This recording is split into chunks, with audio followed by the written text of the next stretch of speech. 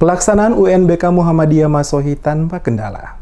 Pelaksanaan ujian nasional berbasis komputer UNBK SMA Muhammadiyah Masohi hingga hari kedua berlangsung lancar tanpa kendala. Walaupun UNBK baru pertama kali diselenggarakan oleh sekolah tersebut, dari segi persiapan, baik sarana pendukung termasuk kesiapan siswa peserta seluruhnya berjalan dengan baik. Ketua Panitia UNBK SMA Muhammadiyah Masohi, Edison V. Fayatwen, yang dikonfirmasi DMS Media Group di Masohi mengatakan, tahun ini jumlah siswa peserta UNBK sebanyak 48 siswa dari 52 peserta yang terdaftar. Dia menjelaskan, 3 siswa tidak sempat mengikuti UNBK disebabkan karena sakit, sedangkan 1 peserta lainnya hingga hari pelaksanaan UNBK tidak dapat dikonfirmasi. Dari segi sarana penunjang, kata Edison, pihak sekolah telah menyiapkan sebanyak 17 komputer ditambah beberapa komputer yang dipinjam dari SMK Muhammadiyah Masohi.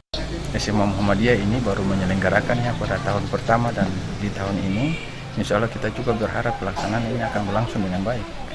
Nah, selama ujian nasional ada lampu padam atau yang lain?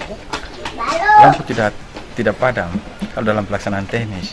Sudah selama ini baik, dan bahkan kami juga ada tim dari PLN yang datang koordinasi, mengecek, bahkan datang cross-check langsung di sini tentang stabilisasi listrik itu sendiri. Dia menambahkan, sepanjang UNBK berlangsung, pihaknya tidak menemukan kendala baik dari segi kelistrikan maupun jaringan internet. Semuanya berjalan dengan lancar. Dia berharap kondisi ini dapat berjalan normal hingga hari terakhir pelaksanaan UNBK nanti.